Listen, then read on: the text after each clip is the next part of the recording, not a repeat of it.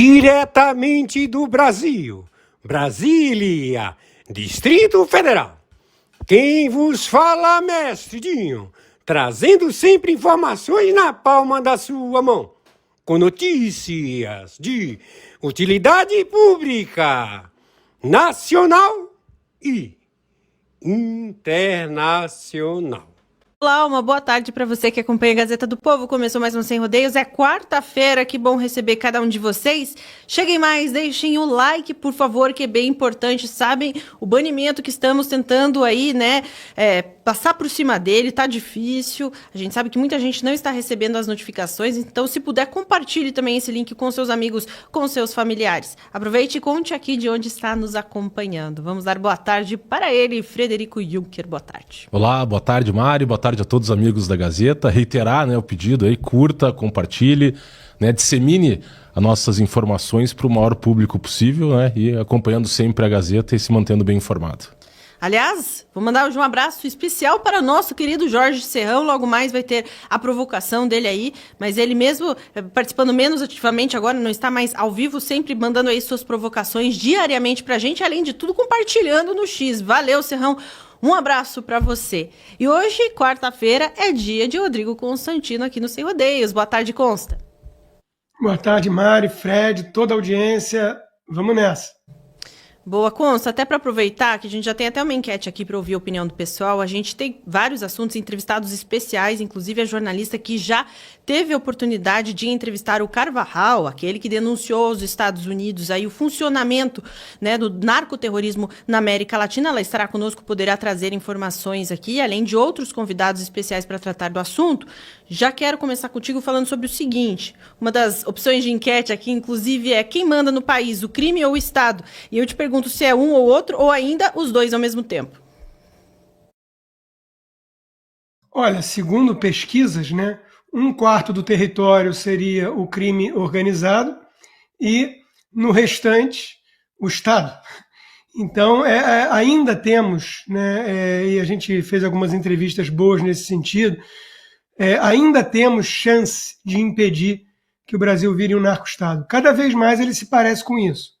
Cada vez mais o crime organizado vai tomando conta, vai aparelhando, vai colocando juízes, né, no Poder Judiciário, vai colocando deputados no Congresso. Então, é uma situação realmente muito delicada, mas se o Estado se unisse para valer, fizesse o que tem que ser feito, como deu a entender a mega operação no Rio de Janeiro, nós ainda conseguiríamos debelar o poder do crime organizado. Não é fácil, tem o dia seguinte, tem o que fazer, tem a ocupação, mas ainda dá para fazer. Ainda é algo viável. Se a Colômbia conseguiu lá atrás, né, e hoje está voltando a degringolar, né, por conta de um presidente comunista babão mesmo, né? As imagens circulando são horrorosas, ele falando com baba e provavelmente efeito de droga, né? Então o Petro, comunista, pró-liberalização da maconha e da cocaína, ele está fazendo a Colômbia regredir, mas a Colômbia conseguiu ali num período enfrentar os traficantes, né? E evitar que se tornasse um narco-estado. Então, o Brasil ainda consegue. O Brasil ainda consegue, mas é cada vez mais difícil. E o tempo corre contra. Se nada for feito, em 5 anos nós teremos aí uma situação em que aquelas favelas cariocas dominadas pelo Comando Vermelho são cada vez mais a realidade do Brasil como um todo. Então, é preciso consciência da situação, é preciso combater esse crime organizado. Esse projeto aí que o Derrite, o relator, já cedeu em algumas coisas, ele caminha na direção certa, que é endurecer pena, dificultar o acesso da comunicação ali entre advogado e bandido e tudo, mas precisamos de muito mais, né? E a população está cansada, por isso a demanda por uma linha dura, um Bukele, alguém que chegue lá e fale assim, tá, chega de firula, chega dessa turma dos direitos humanos, agora vamos fazer aqui acontecer, vamos impedir que o Brasil se torne um narco-estado. Essa é a demanda popular, essa que é a verdade. Então, respondendo à enquete, ainda temos um Estado que é mais poderoso do que o Estado paralelo, mas a pergunta que fica é por quanto tempo? Se nada for feito, não muito. Boa, Consta, já voltamos contigo. Aproveito e reforço para o pessoal deixar a opinião aqui no nosso chat e, é claro, participar também da nossa enquete. Vou pedir para o nosso querido Vitor Kunz colocar aqui na tela uma matéria que está publicada na Gazeta do Povo, inclusive por André Correia. Facções são ameaça à estrutura jurídico-política do país, alerta advogado. Quem foi entrevistado, inclusive, Frederico Juncker, que está aqui conosco, esteve também no Última Análise. Vou pedir, então, para o Fred trazer aqui para a gente a análise que fez em relação a isso. Tem tudo a ver com todos os outros assuntos que trazemos hoje aqui no Sem Rodeios. Fred. Pois é, Mário, eu acho que para as pessoas terem a real dimensão desse problema que a gente enfrenta com a criminalidade organizada, queria trazer aqui uns números. Hoje nós temos forças policiais, mais ou menos 500 mil de policiais militares, policiais civis e policiais federais. São 400 mil policiais militares, 100 mil policiais civis e 13 mil policiais federais atuando no país. E segundo estimativas, nós temos 88 facções criminosas atuando no Brasil, dados extraídos de uma base feita pelo Ministério da Justiça. E o secretário de Polícia Civil do Estado do Rio de Janeiro, delegado Felipe Cury, ele fez um estudo muito interessante em que ele constatou o seguinte: você tem hoje aproximadamente 1.800 favelas no Rio de Janeiro, e ele estima que em cada uma dessas favelas haja em média de 30 a 40 narcoterroristas atuando em cada uma dessas favelas. Então, nós chegaríamos só no Rio de Janeiro faccionados da ordem de 60 a 80 mil faccionados.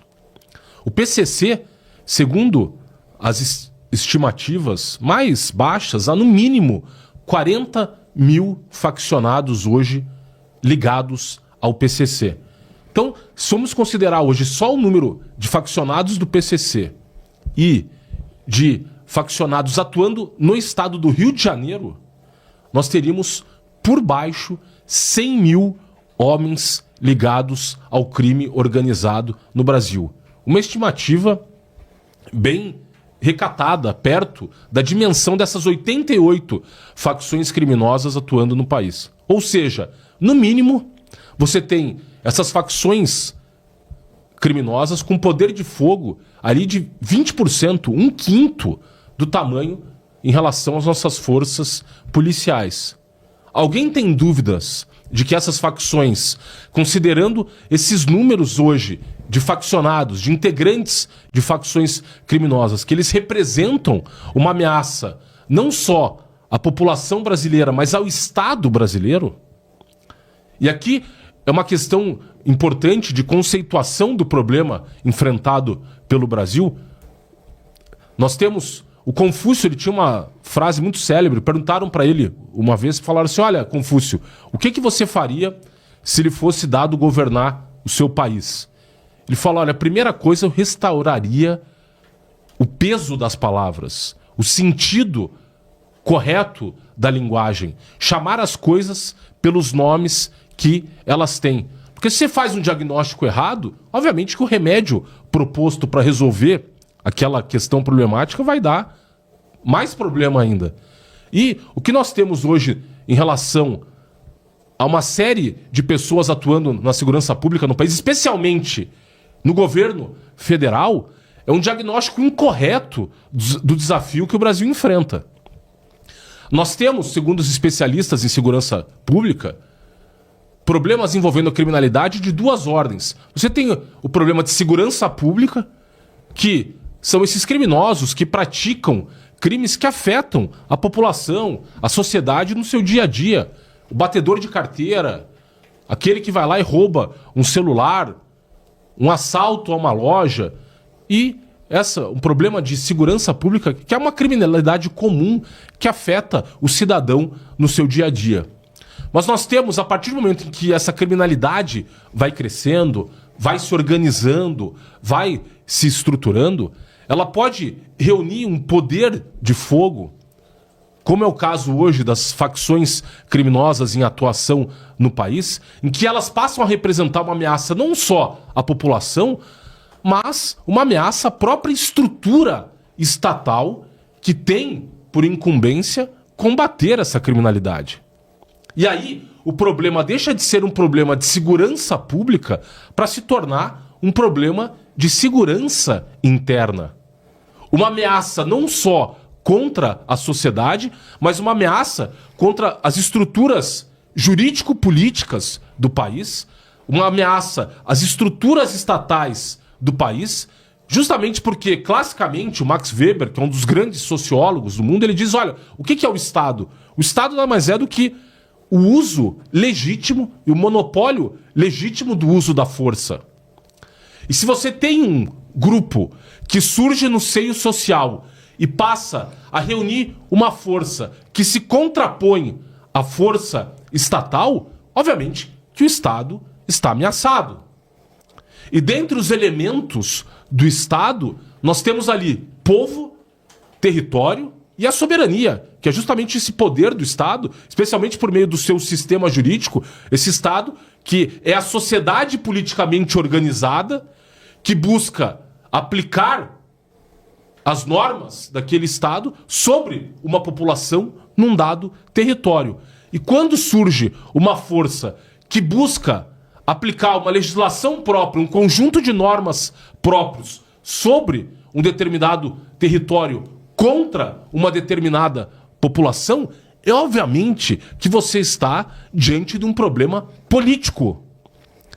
Vamos na origem da palavra política, na etimologia da palavra. Política vem de polis. Polis é a cidade-estado grega. Política nada mais é do que a administração da vida da cidade. E, hoje, essas organizações, para além do tráfico de drogas, elas objetivam justamente gerenciar toda a vida daquela população num dado território. Tanto assim que esse mesmo secretário da Polícia Civil do Rio de Janeiro, que eu diria que hoje é provavelmente o maior especialista em criminalidade organizada do país, Felipe Cury, ele fez um estudo que aponta o seguinte: hoje, essas organizações criminosas em atuação no Rio de Janeiro, as receitas dessas organizações, só 15% vêm da exploração do comércio de drogas. 85% vem de outros crimes, como extorsão, exploração de serviços públicos, como a questão dos serviços de provedores de internet, fornecimento de gás, dentre uma série de outras atividades que essas organizações têm empreendido, o que demonstra claramente que estamos num fenômeno terrorista. E daí a importância de fazermos um diagnóstico preciso do desafio que se coloca hoje contra o Estado brasileiro. Estamos diante de organizações terroristas e justamente por elas ameaçarem a segurança interna do país, o Estado brasileiro tem que se munir de recursos jurídicos, legais, que permitam às forças policiais combater essas organizações diante desse desafio, da dimensão do desafio que se coloca à sociedade e ao Estado brasileiros.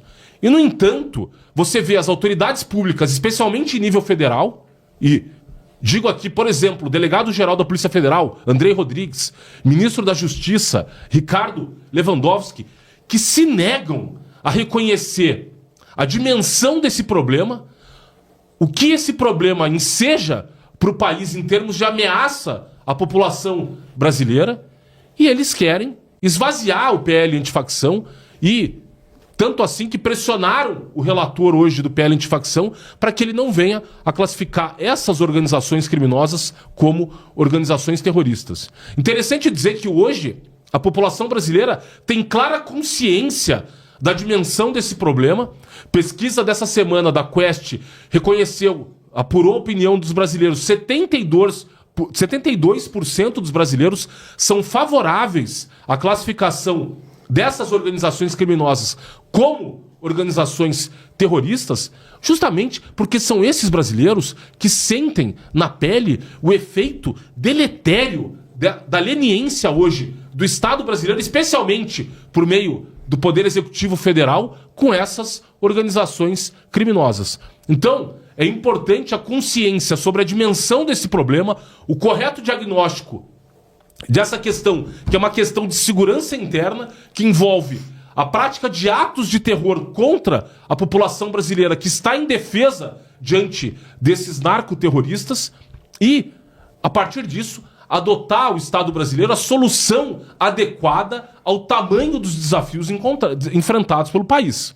Nós temos aqui o exemplo melhor de política adotada hoje no âmbito da América Latina, que é o de El Salvador, presidente Bukele, que, ao se deparar com o domínio de El Salvador por organizações terroristas, passou a fazer o enfrentamento correto a essas organizações, e nós tivemos ali hoje, El Salvador, o país mais seguro da América Latina, com índice de homicídios de 1,9 homicídios a cada 100 mil habitantes.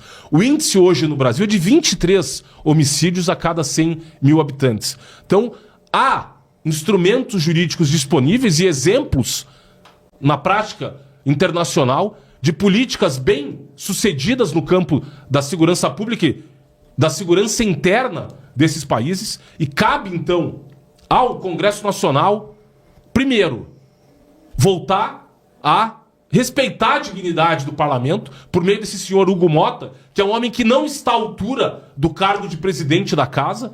Ele que, para designar o relator Guilherme Derrite como relator desse PL, ele foi se reunir com o ministro Alexandre de Moraes e com o ministro Gilmar Mendes para pedir autorização. Olha a vergonha e o estado de degradação a que chegou o parlamento brasileiro. O Congresso Nacional, que nos termos da Constituição é a casa máxima de representação do povo brasileiro, no Estado democrático, cabe ao parlamento exercer um papel central na administração da política, da vida política da nação, e ele vai lá pedir pinico e pedir autorização para os ministros do Supremo para designar o relator de um dos projetos de lei que hoje está, é um dos principais projetos de lei em discussão no país. Assim como já fez aquele papelão ao indicar Paulinho da Força como relator do PL da anistia, no caso, também falando com os ministros do Supremo e acatando as ordens dos ministros do Supremo, esse senhor Hugo Mota se comporta como um verdadeiro moleque e coloca o parlamento de joelhos ante um Supremo Tribunal Federal que atua a serviço da criminalidade organizada no país. E aqui vou dar um número para mostrar e a preocupação que nós temos que ter com a infiltração dessas organizações criminosas dentro do aparato estatal brasileiro. Aquele estudo recente que aponta que o STJ, só em 2024, concedeu 9.166 habeas corpus a integrantes de organizações narcoterroristas que se dedicam à exploração do tráfico de drogas. Como eu disse, as estimativas mais baixas dão ali 100 mil, no mínimo, faccionados no Brasil. Só no ano passado, quase 10 mil habeas corpus concedidos a narcoterroristas no país. Alguma coisa está muito estranha. Os bastidores de Brasília, alguma coisa de muito estranho está acontecendo com o nosso país. E importante dizer que essa pesquisa mostra que a sociedade brasileira está alerta ao que está acontecendo, e é importante que, especialmente, os deputados e senadores, nesse momento, deem um freio e munam o Estado com as ferramentas legais necessárias para fazer o devido enfrentamento a essas organizações que, repito, representam uma ameaça não só à sociedade brasileira como um todo, mas também ao próprio Estado brasileiro, ao colocar em xeque a atuação dos agentes estatais, inclusive agentes estatais que também têm sido hoje vítima dessas organizações, como o caso recente do ex-delegado-geral da Polícia Civil do Rio de Janeiro, delegado Rui Ferraz, que foi vítima de uma emboscada pelo PCC no município de Praia Grande, no estado de São Paulo.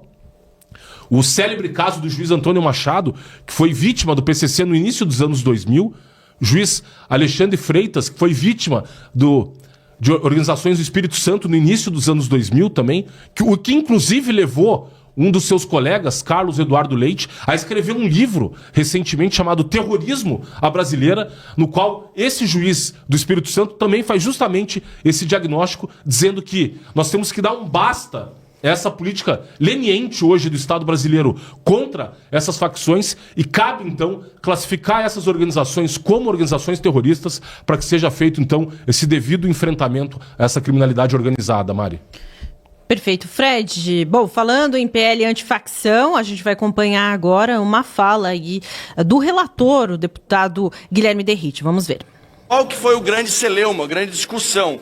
Como a lei antiterrorismo de 2016 é de competência exclusiva da Justiça Federal, ou seja, da Polícia Federal realizar a investigação, eu tive que colocar nesses novos tipos penais praticados por membros de organizações criminosas que já acontecem, infelizmente, diariamente em todos os estados, uma ressalva, que mantinha-se a competência da Justiça Estadual, das polícias estaduais e dos membros e dos Ministérios Públicos estaduais na figura dos GAECOS. Ou seja, explosão de caixa eletrônico, quando acontece hoje em qualquer canto do país, é a Polícia Estadual que faz a investigação. Eu só fiz essa ressalva. E aí abriu a brecha para a criação dessa narrativa equivocada, dizendo que eu estaria desconfigurando ou enfraquecendo o trabalho da Polícia Federal. Isso não é verdade. Mas para que fique claro, e para que também a gente tenha campo político, não só para aprovar aqui na Câmara dos Deputados, mas que essa pauta caminhe no Senado Federal, seja aprovada e não seja passível de nenhuma contestação constitucional no Poder Judiciário, qual foi a grande saída e a grande estratégia usada? Se o problema está no conflito de competência da Polícia Federal e, eventualmente, numa discussão da soberania nacional, a gente está discutindo, não estamos discutindo o que mais interessa. O que mais interessa para quem está lá, sofrendo as mazelas da atuação do crime organizado, é o domínio do território, é a falta de poder que hoje o Estado e a nossa legislação tem de punir adequadamente, em especial, membros de organizações criminosas e líderes de organizações criminosas. Por isso, nós vamos manter um texto duro, isso eu não abro mão, desse marco legal do combate ao crime organizado. Enquanto a lei de terrorismo continua do jeito que está, com uma previsão de 12 a 30 anos de prisão, no marco legal do combate ao crime organizado, as penas vão de 20 a 40 anos de prisão para membros de organizações criminosas. A gente não só cria, como estava prevista a sugestão do governo federal, um banco nacional de membros de organizações criminosas, como a gente dá um prazo para que isso esteja pronto, os 6 meses, 180 dias, e também determina que os estados criem. Além de dos estados criarem os bancos estaduais de membros de organizações criminosas, que eles tenham interoperabilidade pelo sistema de inteligência das forças policiais. O que isso significa? Livre comunicação do sistema de inteligência das polícias. É a integração do serviço de inteligência das polícias no combate ao crime organizado. Porque o PCC, o Comando Vermelho e outras organizações criminosas não atuam única e exclusivamente em um estado. Estão em vários estados da federação. Boa, agora consta, como o Fred trouxe, a gente acompanhou agora a fala do Derrite, né? Depois de tanta confusão, tanta pressão, ele acabou desistindo de incluir aí essa proposta de equiparar as facções criminosas a terrorismo. E aí ele sugere, né, uma nova legislação que seria o próprio marco legal do combate ao crime organizado, tentando evitar aí conflitos de competência entre a Polícia Federal e as polícias estaduais. Como é que você vê essa movimentação? No fim das contas, vai dar certo fazer essa outra legislação ou vai ficar devendo essa questão tão importante? A gente sempre fala aqui da importância de equiparar essas facções ao terrorismo.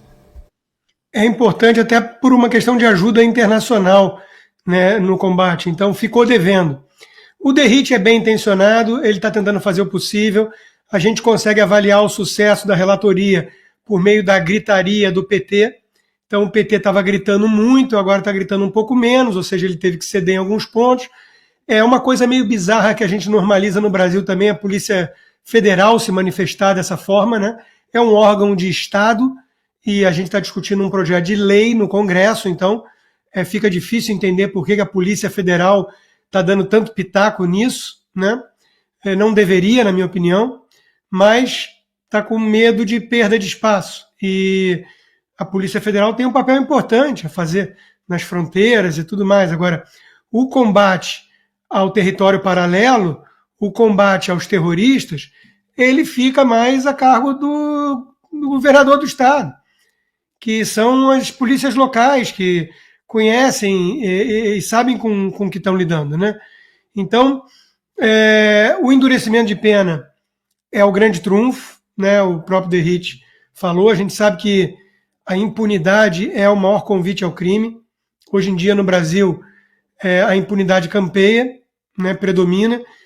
Você tem não só esses milhares de habeas corpus que o Fred já citou, como você tem prisão média de gente pega com um fuzil de 8 meses, quer dizer, saidinha, redução de pena por bom comportamento, a comunicação com os advogados, que na verdade é algo que precisa ser cortado. O juiz do Espírito Santo, que o Fred mencionou no livro Terrorismo à Brasileira, fala muito disso, né? Você tem que parar de ter medo da OAB nessa hora e entender que esses advogados que ficam com trânsito livre com seus clientes nos presídios, eles ficam ali de pomba de recado. E a comunicação deles, traficantes, com o mundo externo é o que garante o domínio dessas lideranças ainda nas facções. Então não tem conversa, tem que limitar, tem que gravar, não tem conversa, não tem essa de ter medo de a OAB começar a chiar, não. A OAB só reclama de coisa que não deve, né? Quando realmente as prerrogativas dos advogados estão ameaçadas, como vimos tantas vezes nesses inquéritos do Alexandre de Moraes, a OAB se calou. Então vamos parar de ter tanto medo da OAB e vamos fazer o que precisa ser feito para combater o crime. Essa questão dos advogados em conluio com seus clientes é algo muito importante. Eles têm que ser cortados da sociedade, né? Assim foi na Itália. Assim foi na Itália. Então, Mari, muita coisa precisa ser feita ainda. Mas, como eu disse, por mais que um pouquinho desidratada, né, a lei caminha na direção certa, que é endurecer com o crime. Até o PT está tendo que ceder em alguns pontos, porque viu a popularidade da pauta, né? 72% querem considerar grupos terroristas, 8 em cada 10 aprovaram a mega operação do Rio, se mora na favela. Então, o PT sentiu que não podia ficar gritando traficante é vítima de usuário muito alto, que isso ia ter um custo, já teve, né, aí 3 pesquisas seguidas em que o Lula vinha aumentando a aprovação, já parou e está com mais rejeição do que aprovação, né, porque essa vai ser uma pauta muito sensível em 2026 e o PT vai à contramão dos anseios da população.